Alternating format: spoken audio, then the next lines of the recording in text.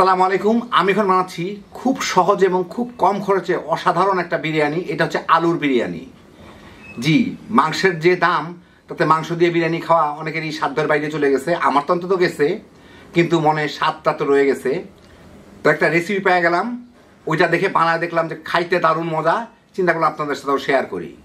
তো আসেন দেখি শুরু করা যাক। আমি এখানে একটা সসপ্যানের মধ্যে 1/3 কাপ, 1 কাপের 3 ভাগের 1 ভাগ তেল নিয়ে নিছি, সয়াবিন তেল। এর মধ্যে আমি আধা কাপের থেকে একটু বেশি পেঁয়াজ ফালি করা এগুলো দিয়ে একটু ভেজে নিব। মাঝারি আঁচে ভাজতেছি। পেঁয়াজটা হালকা একটু বাদামি দাগ লাগা শুরু হলেই আমার হয়ে যাবে। মিনিট 2-এর মধ্যেই পেঁয়াজগুলোর পাশে একটু হালকা বাদামি দাগ লাগা শুরু হলেই আমি এর মধ্যে দিয়ে দিচ্ছি এখানে 4টা শুকনো মরিচ আমি এইভাবে কেটে রাখছি টুকরা টুকরা করে, 5-6টা লবঙ্গ, একটা কালো এলাচি, বড় এলাচি আমি পিঠা পেটা ভেঙে রাখছি, আর 2টা দেশি ছোট এলাচি পিঠা পেটা ভেঙে রাখছি, তাহলে ফ্লেভার ভালো আসে, কম এলাচি লাগে। আর 1 টেবিল চামচ আস্ত জিরা। যারা মশলা বাজাতে চান এলাচিগুলাকে ভেঙে গুঁড়া করে দিবেন, অর্ধেক মশলার কাজ হয়ে যাবে। যাই হোক, এগুলাকে 1 মিনিটের মতো আমি ভেজে নিব। ওর সাথে 1 মিনিট ভেজেই, বেশি ভাজলে কিন্তু এই পেঁয়াজগুলো বাদামি হয়ে যাবে। এখানে আমি আধা কেজি আলু এভাবে কেটে রাখছি, এরকম মোটা মোটা করে, ওগুলাকে দিয়ে আমি ভেজে নিব। আপনারা যে কোনোভাবেই কেটে নিতে পারেন, অসুবিধা নাই। আর এর সাথে আমি একটু লবণ দিয়ে দিব, দিয়ে আলুটাকে এর সাথে 4-5 মিনিট মাঝারি আর লোয়ের মাঝামাঝি আছে ভেজে নিব আমি। এর সাথে আলুগুলা 4-5 মিনিট ভেজেই আমি এর মধ্যে দিয়ে দিব এখানে হচ্ছে 2টা টমেটো আমি এরকম করে ফালি ফালি করে রাখছি, আর 4-5টা কাঁচামরিচ, লাল মরিচ, এগুলা দিয়ে আমি 1-1.5 মিনিটের মধ্যে সাথে ভেজে নিব। টমেটো গলানোর কিছু নাই, জাস্ট একটু ভাজা ভাজা হইলেই হবে। মিনিট 2 ভাজলাম, ভেজে আমি এখন চুলাটাকে হাইয়ে দিয়ে দিই। দিয়ে এর মধ্যে আমি ব্যবহার করব আধা কেজি চাল, আধা কেজি চিনি গুঁড়া পোলার চাল। তো আধা কেজি চিনি গুঁড়া পোলার চাল 2 কাপের থেকে একটু বেশি আসে, তো সেই জন্য আমি এখানে পানি দিচ্ছি হচ্ছে 5 কাপ। চালটা অনেক পুরানো, পানি ভালো টানবে। আর আধা কাপ দিচ্ছি দুধ, 5.5 কাপ আর কি। দুধ দিলে চালটা একটু নরম হয় ভালো আর কি, ভিতর পর্যন্ত নরম হয়। এখন এইটাকে আমি বলক দিয়ে ফুটায় নিব। তার আগে আমি একটু লবণটা দিয়ে লবণটা দেখে নিই। অল্প একটু লবণ দিছিলাম, এখন আরও লবণ লাগবে।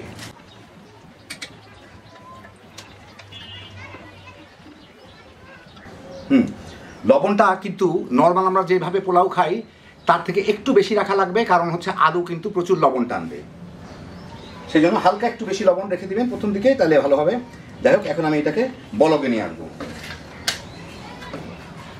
ভালো মতো ফুটে উঠলে আমি এর মধ্যে আধা কেজি চিনি গুঁড়া চাল এইমাত্র ধুয়ে পানি ঝরায় রাখলাম, ওগুলা দিয়ে দিব। চুলার জালটা হাইয়েই থাকবে, এটা আবার বলক পর্যন্ত আসুক।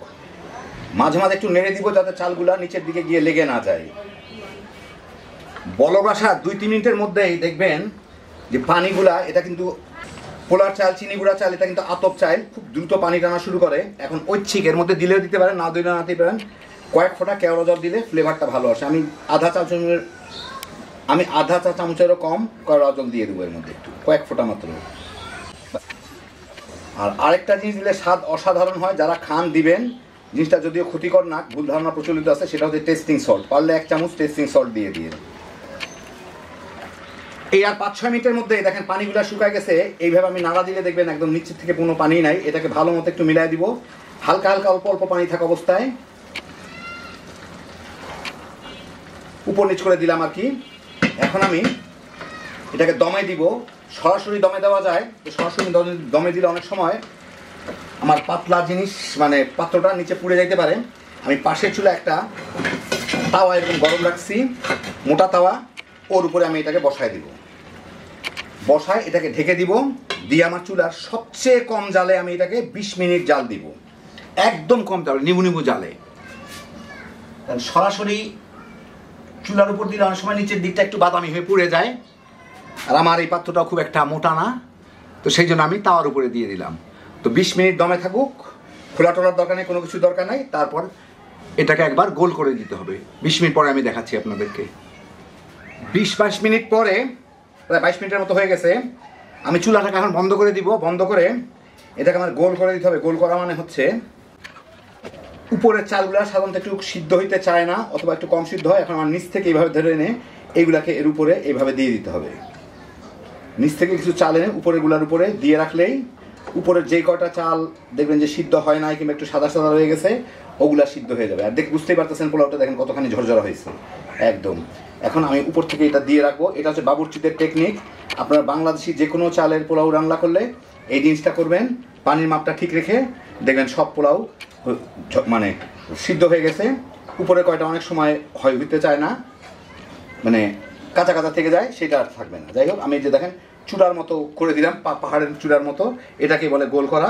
এখন আমি এটাকে এর উপরেই ঢেকে রেখে দিব প্রায় 10 মিনিটের মতো। তারপর আপনাদের আমি পরিবেশন করে দেখাচ্ছি। যেই কটা চাল যদি না হয়ে থাকে, কোনোটা কম সিদ্ধ হয়ে থাকে, 10 মিনিটের মধ্যে সিদ্ধ হয়ে যাবে। চুলার জাল কিন্তু বন্ধ। তো প্রায় 15 মিনিটের মতো ঢেকে রাখলাম। এই যে দেখেন এখন এই হচ্ছে পোলাওয়ের অবস্থা, আপনাদের দেখাই কতখানি ঝরঝরা হয়। দেখেন একটু ধরে হাত দিয়ে করলে এই যে দেখেন একদম সবগুলা একদম ঝরঝরে, একদম আলাদা আলাদা। ওমা গরম, খুব ঝরঝর হয় জিনিসটা। আপনাদের আমি একটু বেড়ে দেখাচ্ছি। পানির মাপটা ঠিক রাখবেন আর সময়টা বাস হয়ে গেল। এই দেখেন হয়ে গেল আমার দারুণ মজার আলুর বিরিয়ানি। একটা পাকিস্তানি রেসিপি থেকে বানায় ফেলাইলাম। ওদের এখানে গরু ছাগলের দাম বাইরে গেছে কিনা জানি না, কিন্তু আমাদের এখানে তো গরু ছাগলের যা দাম হয়েছে, এমনকি মুরগিরও যা দাম, সেটা অনেকেরই সাধ্যের বাইরে চলে গেছে।